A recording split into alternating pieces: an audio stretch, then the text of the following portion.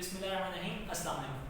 आज हमारा first year का सेकंड लेक्चर है। इससे पहले हम फर्स्ट लेक्चर कर चुके हैं जिसमें हमने कॉम्प्लेक्स नंबर्स के बारे में पढ़ा था। कॉम्प्लेक्स नंबर्स की जो कहाँ से वो ड्राइव हुए हैं, उनको ऐड कैसे करते हैं, सबट्रैक्ट कैसे करते हैं और उन्हें मल्टीप्लाई कैसे करते हैं, यहाँ तक हम कर चुके हैं। आज हम इससे आगे बढ़ते हैं और सबसे पहले हम कॉम्प्लेक्स नंबर को डिवाइड करने का तरीका सीखेंगे। सो कॉम्प्लेक्स नंबर डिवाइड किस तरह से होते हैं उसके लिए हम एक एग्जांपल ले लेते हैं। फॉर एग्जांपल हमारे पास दो कॉम्प्लेक्स नंबर है z1 दैट ये है हमारे पास 3 - 2 आयोटा और z2 जो है ये दूसरा कॉम्प्लेक्स नंबर है जो कि है 5 + 4 आयोटा। मैंने एग्जांपल के लिए कोई सी भी दो रैंडमली कॉम्प्लेक्स नंबर्स ले लिए हैं। अब हम इनको डिवाइड करते हैं। z1 over z2 is equal to 3 - 2 iota over 5 + 4 iota. इनको डिवाइड करने के लिए हमें सबसे पहले दो चीजें जाननी हमारे लिए लाजमी है। नंबर 1 जो कि डिवीजन के लिए हमें पता होनी चाहिए, एक है रेशनलाइजेशन।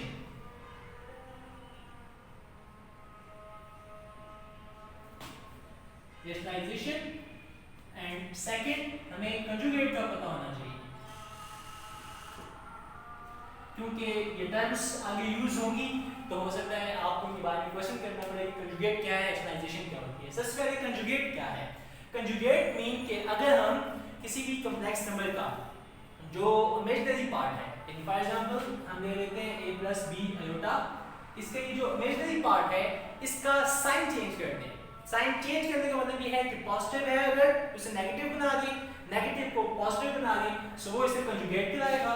कंजुगेट को हमेशा ऊपर लाइन लगा के जाहिर किया जाता है, a - b आयोटा इससे कंजुगेट आ जाएगा। यानी इमेजिनरी पार्ट का हमने साइन चेंज करना है, इससे हमें उसका कंजुगेट मिल जाता है। रेशनलाइजेशन क्या होती है। रेशनलाइजेशन किसी इररेशनल नंबर को रेशनल बनाने के लिए प्रोसेस जो किया जाता है उसे रेशनलाइजेशन कहते हैं। आमतौर पे इसका तरीका ये होता है कि डिनोमिनेटर में डिनोमिनेटर में अगर हमारे पास दो टर्म्स हैं, जैसे कि यहाँ पे है 5 + 4 आयोटा, सो इसकी मिड टर्म का आपने साइन चेंज करके मल्टीप्लाई भी कर देना है और डिवाइड भी कर देना है। यानी आमतौर पे हम इस प्रोसेस को रेशनलाइजेशन कहते हैं, या ये कह सकते हैं कि हम इसे कंजुगेट के साथ, डिनोमिनेटर के कंजुगेट के साथ मल्टीप्लाई भी कर दें और डिवाइड भी कर दें। सो मल्टीप्लाइंग एंड डिवाइडिंग। यहाँ पे अब आपने ख्याल करना है कि हमें मल्टीप्लाई डिवाइड किसके साथ करना है। डिनोमिनेटर इज 5 + 4 आयोटा, इससे कंजुगेट हो जाएगा 5 - 4 iota. Multiplying and dividing by 5 - 4 iota. 5 - 4 iota के साथ से मल्टीप्लाई भी कर दें, डिवाइड भी कर दें। So 3 - 2 iota over 5 + 4 iota multiplied by 5 + 4 iota divided by 5 - 4 iota and divided by 5 - 4 iota. So इसका रिमाइंडर साइन या इसके जो हमारे पास इमेजिनरी पार्ट है इसका साइन चेंज करके मल्टीप्लाई भी कर देंगे और डिवाइड भी कर देंगे। अब आप न्यूमरेटर को आपस में मल्टीप्लाई करेंगे और डिनोमिनेटर को हम आपस में मल्टीप्लाई करेंगे। मल्टीप्लाई करने का तरीका जो है वो हम ऑलरेडी कर चुके हैं, लिहाजा वो यहाँ मैं स्टेप्स डायरेक्ट कर दूंगा ताकि हम लोग पहले भी ये कर चुके हैं, एक्सप्लेन कर चुका हूँ मैं आपको कि ये किस तरह से मल्टीप्लाई करेंगे। बहरहाल हम दोबारा भी देख सकते हैं, आप 3 को मल्टीप्लाई करेंगे पहले दोनों के साथ। 3 5 टाइम्स डायरेक्ट कर देते हैं, 3 5 times 15 - 4 3 times 12 iota -2 5 times 10 iota minus into minus is plus 2 4 times 8 and iota into iota is iota square divided by ऐसे ही 5 5 times 25 minus 5 4 times 20 iota plus 5 times 20 iota minus 4 4 times 16 iota into iota is iota square, iota into iota is iota square। 15 constant है, ऐसे भी रहेगा। -12 -10 हमें मिल के -22 iota दे देते हैं and +8 जैसे कि हम जानते हैं आयोटा स्क्वायर -1 की इक्वल होता है। सिमिलर प्रोसेस जो है वो हम डिनोमिनेटर में भी करेंगे। 25 as it is -20 iota +20 iota इसको कैंसिल कर देंगे, -16 आयोटा स्क्वायर जो है हमारे पास -1 बन जाएगा। फर्दर प्रोसेस करते हैं। 15 as it is minus 22 iota, only imaginary number है, ये भी as it is रहेगा, प्लस minus is minus 8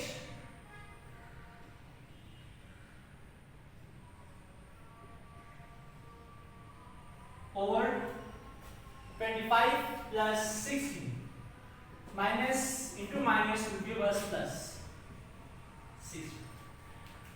अभी भी हमारे पास यहाँ पे न्यूमरेटर में दो ऐसे नंबर्स हैं जो कि इमेजिनरी नहीं है, रियल है, इनको आपस में सॉल्व कर सकते हैं। 3 minus 8 gives us 7 minus 22 iota over 25 plus 16 it can give us 41 कर सकते हैं, इनको ऐड कर देते हैं। सो अगर हम यहाँ 41 को 7 की सेपरेट कर दें और 22 iota की जो 41 को हम सेपरेट कर दें तो हमारे पास इसका रियल और इमेजिनरी पार्ट आ जाएंगे। ये हमारे पास इसका रियल पार्ट है, ये हमारे पास इसका इमेजिनरी पार्ट है। सो जो डिवीजन है दो कॉम्प्लेक्स नंबर जो डिवाइड हो रहे थे इनका ये आंसर आ जाएगा। सो यहाँ तक हमें जो चीज समझ आई है, इसी एक चीज में हमने दो चीजें सीख ली हैं बेसिकली। नंबर 1, दो कॉम्प्लेक्स नंबर्स को डिवाइड करने का तरीका हमने सीख लिया कि ये किस तरह से डिवाइड होंगे। ऑब्वियसली इसके लिए हमारे पास रेशनलाइजेशन का प्रोसेस जो है वो इंपॉर्टेंट है। रेशनलाइज कर देंगे यानी डिनोमिनेटर का मिडल साइन चेंज करके मल्टीप्लाई भी कर दें, डिवाइड भी कर दें और जस्ट न्यूमरेटर के साथ डिनोमिनेटर को डिनोमिनेटर के साथ मल्टीप्लाई कर दें, सिंपलीफाई करें, आपके पास आपका आंसर आ जाएगा। रियल पार्ट को अलग कर लें, इमेजिनरी पार्ट को अलग कर लें। सो अगर हमारे पास कहीं पे भी दो नंबर्स जस्ट डिवाइड होते हैं और कहा गया हो कि इसके रियल और इमेजिनरी पार्ट को सेपरेट करें, सो आपको कोई मजीद चीज करने की जरूरत नहीं है, सिंपली आप इस तरह से इनको डिवाइड कर दें, ये रियल पार्ट होगा और उस तरफ इमेजिनरी पार्ट आपको मिल जाएगा। ये हमारे पास दो कॉम्प्लेक्स नंबर्स को डिवाइड करने का तरीका था। सो कॉम्प्लेक्स नंबर को हमने मल्टीप्लाई करना सीख लिया, ऐड करना, सब्ट्रैक्ट करना और आज हमने डिवाइड करना भी सीख लिया है। मजीद अब हम आगे चलते हैं कि कॉम्प्लेक्स नंबर्स की चंद प्रॉपर्टीज हैं, properties of complex numbers.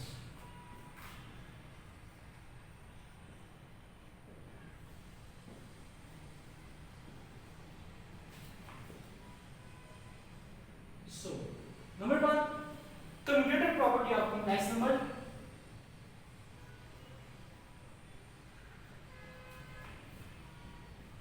Commutative property of complex number with respect to addition भी होल्ड करती है and with respect to multiplication भी होल्ड करती है। यानी अगर हमारे पास कॉम्प्लेक्स नंबर है z1 और z2, अगर हम इनको ऐड करते हैं तो z1 plus 2 इक्वल होगा z2 plus z1 के। सिमिलरली मल्टीप्लिकेशन में z1 multiply by z2 equal होगा z2 मल्टीप्लाई बाय z1। ऐसे ही कॉम्प्लेक्स नंबर में एसोसिएटिव प्रॉपर्टी भी होल्ड करती है। Associative property z1 plus z2 plus z3, अगर हमारे पास तीन कॉम्प्लेक्स नंबर से आपस में ऐड अप हो जाएं, सो z2 z3 को आपस में आप ऐड कर दें या फिर आप z1 और z2 को पहले ऐड करके उसमें z3 ऐड कर दें, तो ये तब भी इक्वल आते हैं। This is called associative property with respect to addition. ऐसे ही associative property with respect to multiplication भी होल्ड करती है, यानी z1 into z2 into z3 is always equal to z1 into z2 into z3, ये भी हमारे पास होल्ड होती है। सो कॉम्प्लेक्स नंबर्स में हमारे पास ये जो एडिशन थी with respect to addition, with respect to multiplication, हमारे पास डिफरेंट प्रॉपर्टीज थी, ये होल्ड करती हैं। इसके अलावा कॉम्प्लेक्स नंबर्स में ही हमारे पास कुछ मज़ीद प्रॉपर्टीज हैं, वो भी हम डिस्कस कर लेते हैं।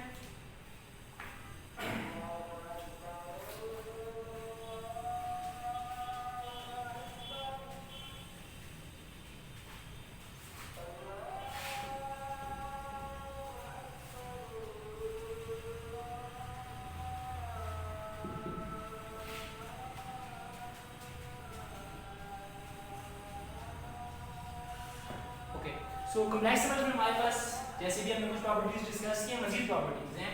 सबसे पहले हमारे पास कॉम्प्लेक्स नंबर में एक एडिटिव आइडेंटिटी है। एडिटिव आइडेंटिटी मींस ऐसा कॉम्प्लेक्स नंबर जिसे ऐड करने से कोई भी फर्क नहीं पड़ता। फॉर एग्जांपल अगर हमारे पास 5 + 6 होता है, तो एक ऐसा कॉम्प्लेक्स नंबर जिसको अगर हम इसमें ऐड कर दें 5 + 6 होता में और ये फिर भी 5 + 6 होता ही रहे, that is called its additive identity, जो कि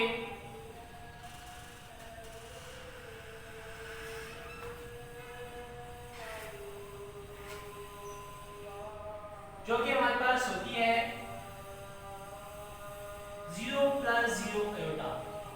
अगर हम 5 प्लस 6 आयोटा में 0 प्लस 0 आयोटा ऐड अप कर देंगे तो हमें आंसर जो मिलेगा वो 5 प्लस 6 आयोटा होगा।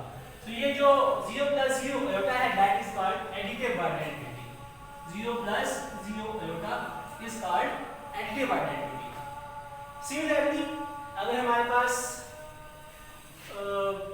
कोई भी कॉम्प्लेक्स नंबर हो उसको आप ऐसे नंबर के साथ ऐड अप कर दें कि आंसर एडिटिव आइडेंटिटी है।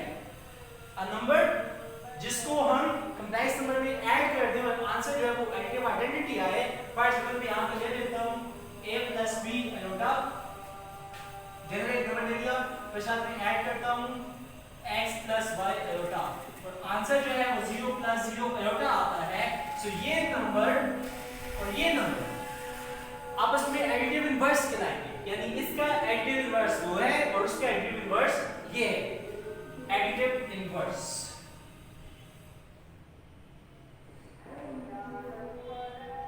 सो मैं रिपीट करता हूं एडिटिव इनवर्स क्या होता है। एडिटिव इनवर्स मीन ऐसा कॉम्प्लेक्स नंबर जिसको ऐड कर देने से आंसर एडिटिव आइडेंटिटी आए, that is called additive inverse. और ऐसे ही जो एक नंबर अगर दूसरे का एडिटिव इनवर्स है, जैसे a + b आयोटा का अगर हम x + y आयोटा को ले लेते हैं तो x + y आयोटा का इनवर्स a - b आयोटा आ जाएगा।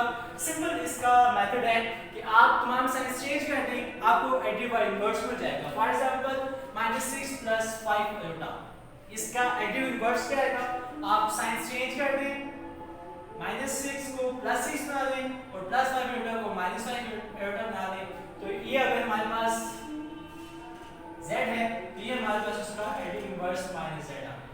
सो ये हमारे पास एडिटिव इनवर्स निकालने का तरीका है। सो जैसे एडिटिव आइडेंटिटी है ऐसे ही एक मल्टीप्लिकेटिव आइडेंटिटी भी है।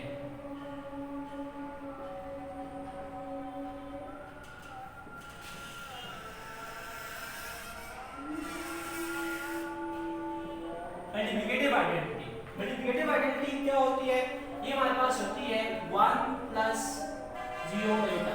1 + 0 आयोटा को हम मल्टीप्लिकेटिव आइडेंटिटी कहते हैं। क्यों कहते हैं इसे मल्टीप्लिकेटिव आइडेंटिटी, क्योंकि किसी भी कॉम्प्लेक्स नंबर में अगर हम 1 + 0 आयोटा ऐड अप कर देते हैं तो उससे कोई भी फर्क नहीं पड़ता। फॉर एग्जांपल 4 + 3 आयोटा को अगर हम मल्टीप्लाई कर देते हैं 1 + 0 आयोटा के साथ तो आंसर में 4 + आयोटा ही मिलेगा, या आप चेक कर सकते हैं। सो आंसर हमें 4 + आयोटा ही मिलेगा। ये 1 + 0 आयोटा मल्टीप्लिकेटिव आइडेंटिटी कहलाती है। अब कोई भी ऐसा नंबर जिसे मल्टीप्लाई करने से आंसर मल्टीप्लिकेटिव आइडेंटिटी आए वो हमारे पास मल्टीप्लिकेटिव इनवर्स कहलाएगा।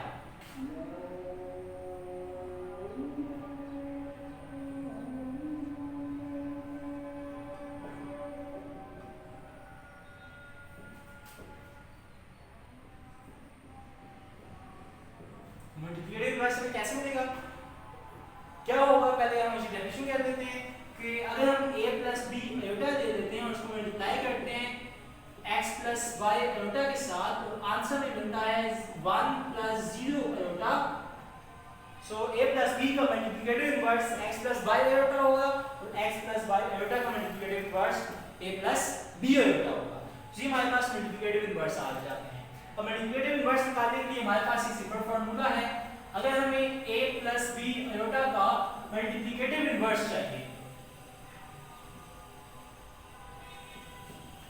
मल्टीप्लिकेटिव इनवर्स, सो ये फार्मूला है कि इसका मल्टीप्लिकेटिव इनवर्स क्या आएगा, इसका मल्टीप्लिकेटिव इनवर्स आएगा a² और a + b²। ये हमारे पास इसका रियल पार्ट आ जाएगा और माइनस b और a² + b² आयोटा, a और a² b² और माइनस b और a² और a² + b², ये हमारे पास इसका मल्टीप्लिकेटिव इनवर्स आ जाएगा। मैं रिपीट कर देता हूं कि a और a² + b² माइनस b और a² + b² आयोटा, ये हमारे पास a + b आयोटा का मल्टीप्लिकेटिव इनवर्स आ जाएगा। फॉर एग्जांपल अगर हमें 4 + 3 आयोटा का मल्टीप्लिकेटिव इनवर्स चाहिए, तो इसका मल्टीप्लिकेटिव इनवर्स निकालने के लिए आप यहां से इसको कंपेयर कर देंगे a + b आयोटा के साथ, तो हमें a की वैल्यू 4 मिल जाएगी, b की वैल्यू 3 मिल जाएगी। आप इस फार्मूले में a और b की जगह ये वैल्यूज पुट कर दें, सो आपको मल्टीप्लिकेटिव इनवर्स 4 + 3 आयोटा का मिल जाएगा। और फिर आप उसको मल्टीप्लाई करके चेक भी कर सकते हैं, उसका आंसर जो है वो हमेशा हमारे पास 1 + 0 आयोटा यानी मल्टीप्लिकेटिव आइडेंटिटी आएगी। सो आज के लेक्चर में हमने जो चंद एक चीजें की हैं हम उनको इधर पर रिपीट कर लेते हैं। यहाँ तक हमने जो चंद एक चीजें की हैं, इसके अलावा कुछ और चीजें भी अभी तक हमने जो चीजें डिस्कस की हैं उनको सबसे पहले हमने जो कॉम्प्लेक्स नंबर्स हैं इनको डिवाइड करने का तरीका सीखा कि दो कॉम्प्लेक्स नंबर आपस में डिवाइड किस तरह से होते हैं। सो कॉम्प्लेक्स नंबर को डिवाइड करने के बाद हमने ये देखा कि दो कॉम्प्लेक्स नंबर्स आपस में जब डिवाइड हो जाते हैं उसके बाद उनका रियल और इमेजिनरी पार्ट कैसे सेपरेट हो जाता है। रियल और इमेजिनरी पार्ट को सेपरेट करने के बाद हमने मल्टीप्लिकेटिव आइडेंटिटी के बारे में पढ़ा, हमने कंजुगेट पढ़े, हमने रेशनलाइजेशन के बारे में पढ़ा, मल्टीप्लिकेटिव एडिटिव आइडेंटिटी पढ़ी। इसके अलावा हमने जो एसोसिएटिव प्रॉपर्टी ऑफ एडिशन और मल्टीप्लिकेशन है वो पढ़ी, commutative property of multiplication and addition वो पढ़ी, हमने एडिटिव आइडेंटिटी पढ़ी, मल्टीप्लिकेटिव आइडेंटिटी पढ़ी, एडिटिव इनवर्स पढ़ा, मल्टीप्लिकेटिव इनवर्स पढ़ा।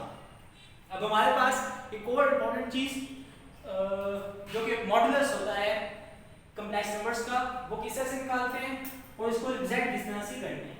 सो जो मॉडुलस है उसे रिप्रेजेंट करने के लिए हम ये करते हैं, फॉर एग्जांपल अगर हमारे पास a + b आयोटा है कोई भी कॉम्प्लेक्स नंबर, तो इसका मॉडुलस जाहिर करने के लिए हमारे पास आ जाएगा a² + b²। ये हमारे पास इसका मॉडुलस आ जाएगा। सो हमारे पास इसके हवाले से चंद एक फॉर्मूले भी हैं वो भी हम डिस्कस कर लेते हैं। फॉर एग्जांपल हमारे पास एक प्रॉपर्टी है इसकी कि अगर आप किसी भी कॉम्प्लेक्स नंबर को मल्टीप्लाई करते हैं उसके कंजुगेट के साथ, सो आंसर जो है वो z एब्सोल्यूट का स्क्वायर आ जाता है। ये हमारे पास इसकी एक प्रॉपर्टी है। ऐसी इसी चंद एक और प्रॉपर्टीज भी हैं जो कि हमारे पास एग्जांपल्स वाला यूज हो जाती हैं। z बार से हम कंजुगेट को जाहिर करते हैं और ये बार्स लगाई जाती हैं यानी साइड में बार्स लगाई जाती हैं, इससे हम मॉड को या मॉडुलस को जाहिर करते हैं। ओके, सो नेक्स्ट जो है वो हमारे पास एक कॉम्प्लेक्स नंबर की प्रॉपर्टीज के बाद हमारे पास एक क्वेश्चन आता है कि कॉम्प्लेक्स नंबर्स का रियल और इमेजिनरी पार्ट सेपरेट करना। किस तरह से हम लोग कॉम्प्लेक्स नंबर का रियल और इमेजिनरी पार्ट सेपरेट कर सकते हैं। इसमें से एक क्वेश्चन जो है वो हम ऑलरेडी पीछे कर भी चुके हैं, पिछले जो सेक्शन में भी हमने किया था उसमें हम लोग कर भी चुके हैं। एक मजीद हम एग्जांपल ले लेते हैं जब कभी हमारे पास होल पावर्स में आ जाए। फॉर एग्जांपल हम ले लेते हैं question 3 - 4 iota divided by 2 - 2 iota and whole square है। अगर हमारे पास इसको सॉल्व करने के लिए क्वेश्चन आ जाता है कि आप इस क्वेश्चन को सॉल्व करें, 2 - आयोटा कर लेते हैं कि इसको हमें सॉल्व करना है। तो इसको सॉल्व करने के लिए आप सबसे पहले जो पावर्स हैं होल पावर्स हैं इनको सॉल्व करेंगे, यानी 3 - 4 आयोटा होल स्क्वायर। इसको न्यूमरेटर को लेस सॉल्व करना है एंड डिनोमिनेटर को सेपरेटली, यानी 3 - 4 आयोटा होल स्क्वायर और 2 - आयोटा होल स्क्वायर। न्यूमरेटर में आप a - b होल स्क्वायर का फार्मूला अप्लाई कर देंगे और ऐसे डिनोमिनेटर में भी आप होल स्क्वायर का फार्मूला अप्लाई कर देंगे।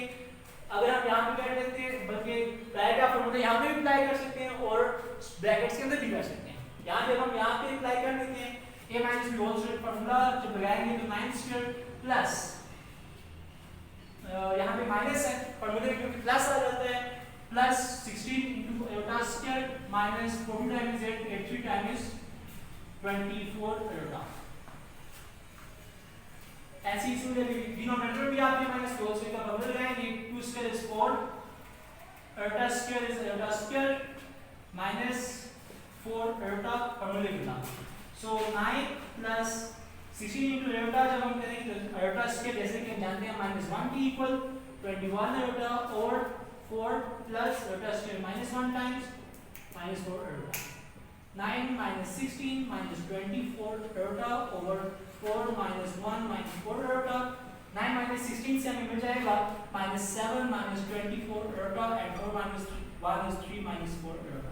ये हमारे पास बिल्कुल ऐसी है कि दो कॉम्प्लेक्स नंबर्स आपस में सिंपली डिवाइड हो रहे हो और ये हम पहले कर चुके हैं, रेशनलाइजेशन करेंगे, कंजुगेट करेंगे। सो होपफुली कि तमाम टॉपिक्स आपको क्लियरली समझ आ चुके होंगे। फिर भी अगर आपको कोई भी क्वेश्चन हो तो आप हमसे कमेंट में पूछ सकते हैं। सो हम कोशिश करेंगे कि आपको टाइमली उसका आंसर कर सकें। सो हमारे चैनल को सब्सक्राइब भी करें और शेयर भी करें।